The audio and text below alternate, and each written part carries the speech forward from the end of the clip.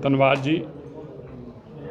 माननीय विक्रम रंधावा जी, रंजोत जी, हमारे चरणजीत सिंह जी, असीम जी गुप्ता जी और सभी प्रेस के बंधुओं को पहले तो मेरा नमस्कार है। इस पवित्र मंदिरों की धरती पर आज हम देश के प्रधानमंत्री नरेंद्र मोदी जी के लिए जो उन्होंने पिछले 10 साल में देश में ऐसी प्राप्तियां हासिल की जिसके चलते पूरी दुनिया के अंदर आज सबसे अगर कोई पॉपुलर नेता हैं, अगर सबसे पहचानने वाले नेता हैं, अगर सबसे अपने देश को आगे ले जाने की पहचान रखने वाले नेता हैं, ऐसे नरेंद्र मोदी जी के लिए आज इस जम्मू लोकसभा के अंदर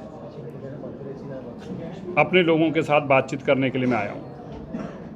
पहले तो मैं अपनी कम्युनिटी को ज़रूर ये एड्रेस, जब से हम सुबह से बातचीत कर रहे हैं कि जो मोदी जी ने किया है, एक तरफ वो कांग्रेस है जो कातिलों की पार्टी है, जिसने हमें इतने गहरे जख्म दिए हैं, उनकी कभी भरपाई नहीं की जा सकती।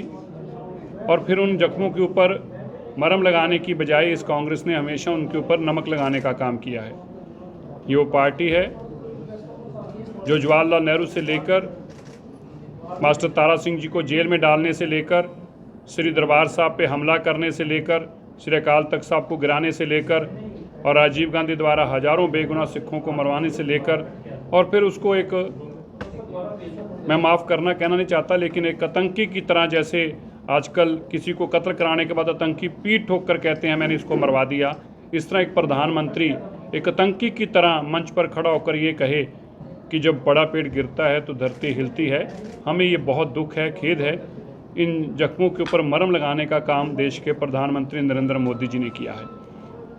1984 के कातिल सज्जन कुमार जैसे, कमलनाथ जैसे, HKL भगत जैसे, धर्मदास शास्त्री जैसे जो कत्लेआम करने वाले लोग थे, उनको जेलों में डालने का काम देश के प्रधानमंत्री नरेंद्र मोदी जी ने किया है। करतारपुर का लांघा खोलना हो, यह पूरे देश के अंदर एक राष्ट्रीय दिवस, वीर बाल दिवस के रूप में मनाकर पूरे देश को बाबा जोरावर सिंह और बाबा फतेह सिंह जी का इतिहास पढ़ाना हो, देश के प्रधानमंत्री मोदी जी ने किया है। इसलिए हम सब चाहते हैं कि देश के प्रधानमंत्री अब की बार 400 सीटों के साथ जब जीत कर आएँ, तो जम्मू की सीट जब हम जीतें तो ये भी बड़े मार्जिन के साथ, और ख़ास तौर पर हमारी सारी पंजाबी कम्युनिटी, जम्मू के लोग और सिख कम्युनिटी भी एक तरफा उनका साथ दे। इसके लिए हम अपने साथ लोगों से बातचीत करने के लिए आए हैं। हमें यकीन है कि मोदी जी की जो सिखों के प्रति भावना रही हो, चाहे गुरु तेग बहादुर जी का 400 साला लाल किले पे मनाना हो, चाहे 550 साला गुरु नानक देव जी का मनाना हो, या 350 साला गुरु गोबिंद सिंह पातशाह जी का प्रकाश पुरब मनाना हो, या पंजाबी भाषा को के सीधी नौकरी देने की बात हो, या पंजाबी भाषा से मेडिकल नॉन मेडिकल के टेस्ट पास करने की बात हो, या गतके को एक नेशनल गेम्स में जगह देने की बात हो, ये सारी ऐसी चीज़ें हैं जिससे मैं समझता हूँ कि 75 साल के बाद किसी प्रधानमंत्री ने 60-65 साल के बाद पंजाबियों को, सिखों को, उनकी भावनाओं की कदर की है। और देश के अंदर जैसे आपने देखा, एक तरफ गांधी परिवार है जिनके माता जी का पूरा जोर लगा हुआ है कि कितनी बार उस बेचारे को लॉन्च कर चुके हैं कि किसी तरीके वो लॉन्च हो रहे, और वो है कि वो लॉन्च होने का नाम ही नहीं ले रहे। एक बार 400 सीटें आने वाली ये पार्टी थी, कभी कांग्रेस की 400 सीटें आती थी, हिमालय जितनी बड़ी पार्टी थी, अब बेचारी एक छोटे से शहर जितनी भी नहीं रह गई।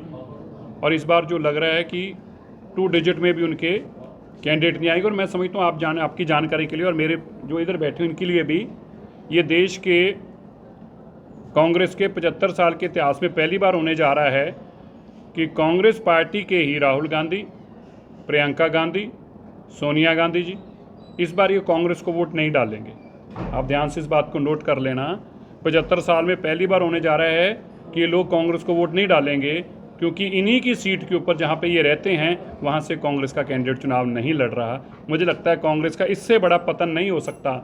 जहाँ कांग्रेस का हेडक्वार्टर हो, जहाँ कांग्रेस के अध्यक्षा का घर हो, जहाँ कांग्रेस के राहुल गांधी का घर हो, जहाँ कांग्रेस की प्रियंका गांधी का घर हो, वहाँ से भी उनका सफाया हो चुका हो और उनका कैंडिडेट वहाँ ना हो, वहाँ भी कोई और पार्टी चुनाव लड़ रही हो, मैं समझता हूँ इससे ज़्यादा पतन किसी पार्टी का नहीं हो सकता। इसलिए मोदी जी का लोग साथ देंगे और मोदी जी को जिताएंगे।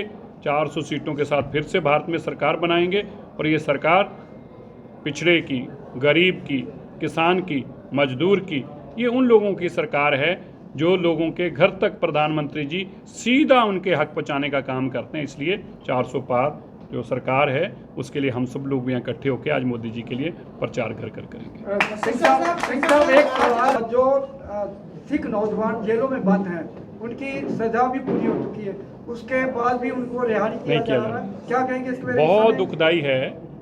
देखिए, मुझे इस बात का कहते हुए बहुत खेद और तकलीफ़ हो रही है। देश के प्रधानमंत्री ने ऑर्डर पास किया हो, 2019 में देश के प्रधानमंत्री ने लिखती तौर पर ऑर्डर पास किया हो कि इन लोगों को छोड़ा जाए, उनमें से केवल 2 लोगों को छोड़ा गया। आम आदमी पार्टी की पंजाब की सरकार दिल्ली में जब नहीं, दिल्ली की जब सरकार थी पंजाब में नहीं बनी थी, तो अरविंद केजरीवाल जी पंजाब में आके कहते थे चुनाव के तुरंत बाद दिल्ली जाऊंगा और वहां जाके ऑर्डर पास कर दूंगा। वहां तो ऑर्डर क्या पास करना था, पंजाब वाले भी नहीं छोड़े।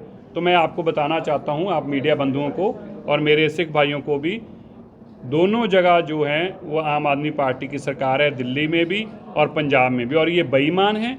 वोटें लेते वक्त कहते थे हम छोड़ देंगे, अब सरकार बन गई है, वोटें मिल गई हैं, तो अब कहते हैं इनकी बात मत करो। हमें दुख है, खेद है, हम इस लड़ाई को लड़ रहे हैं। सिरसा साहब, आपने कहा कि प्रियंका गांधी, राहुल गांधी और सोनिया गांधी वोट नहीं डालेंगे, कांग्रेस के प्रत्याशी भी नहीं खड़े हुए हैं उनकी जगह। लेकिन जो राजौरी अनंतनाग सीट है वहां पर जहां हमारे भाजपा के प्रदेश अध्यक्ष हैं वो कहाँ वोट करेंगे, क्योंकि वहां पे भी बीजेपी खड़ी ही नहीं हुई है। हजारों लाखों जो कार्यकर्ता हैं वो मायूस हैं, किसको वोट डालें, क्योंकि एनसी और पीडीपी वहां खड़ी है, उनको वो वोट डाल नहीं सकते, तो किसको वोट डालेंगे? और सारे वोट जो हैं वो एक किस्म से जाया होते हुए नजर आ रहे हैं, तो इस पर क्या? हमारे वोट जाया नहीं होंगे, चिंता ना करो, एमपी आ जाएंगे। आपने क्यों नहीं कश्मीर में आपका प्रत्याशी क्यों नहीं खड़ा किया, जब आप कहते हो कि वहाँ पे बिल्कुल शांति है और वहाँ पे बीजेपी का बहुत ज्यादा जनाधार है, उसके बावजूद भी आपने अपने कैंडिडेट नहीं खड़े किए? कहाँ नहीं खड़े किए? कश्मीर पर। तो कोई नहीं, कैंडिडेट ही ले आएंगे, क्यों चिंता कर रहे हो आप? बना के ले आएंगे, जो बनेगा वो ले आएंगे, क्यों आप इतनी चिंता करो उसकी? अपने बनेंगे जो बनेंगे। जी जी, एनसी के आ सकते हैं, पीडीपी के आ सकते हैं। अब देखिए मेरी बात से तो चलो मजाक की बातें होती हैं। पार्टी को बहुत जगह बड़े तरीके से रणनीति चलनी पड़ती है। देश के अंदर हमारी पार्टी है जिसके सबसे ज़्यादा कैंडिडेट खड़े हैं। कई जगह पे कम्युनिटी की भावनाओं को समझना पड़ता है और उनके अनुकूल फैसला लेना पड़ता है। ये फैसले देश हित के लिए हैं, समाज हित के लिए हैं, कम्युनिटी के हित के लिए हैं। ये को बहुत बड़े फैसले जब पार्टी लेती है तो उसके लिए बहुत गहरा चिंतन करती है कि किसी को दुख ना, किसी को तकलीफ ना पहुंचे और समाज को साथ लेकर चलना। इसलिए बहुत सारे फैसले लिए जाते हैं। आने वाले दिनों में आपको समझ में आएगा ऐसा फैसला क्यों लिया गया। इंडिकेशन देता है, खरीद कर भी ला सकेंगे, डरा कर भी ले आएंगे। आप खड़े हैं ना, आप इतने प्यार से मुस्कुरा रहे हैं, हमें पता आप ही ले आएंगे।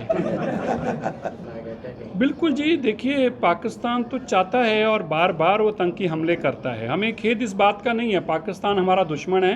प्रधानमंत्री जी ने उसको सबक सिखाया है। आज मैं आपको बताना चाहता हूँ, जब आप 100 रुपये की चीज़ जो खरीदने जाते हैं ना, पाकिस्तान को वही जब चीज़ खरीदनी पड़ती है तो उसको 500 का नोट खर्च करना पड़ता है। प्रधानमंत्री जी ने ऐसी चोट दी उनको ख़त्म करने का काम किया है। लेकिन माफ़ करना, हमें तकलीफ इस बात की ज़्यादा है कि हमारे मुल्क के अंदर ही उनके जो खैर खाव बैठे हैं, जो उनकी चिंता करते हैं और जो इन आतंकियों को शहीद बताते हैं, उनके कारण लोगों का मनोबल बढ़ता है। मैं समझता हूँ 80% इस वैली में और आपके यहाँ पे तो मैं मानता हूँ 95% या 100% ही मैं कहूँगा, यहाँ पे इन लोगों का आतंक का खात्मा हो चुका है।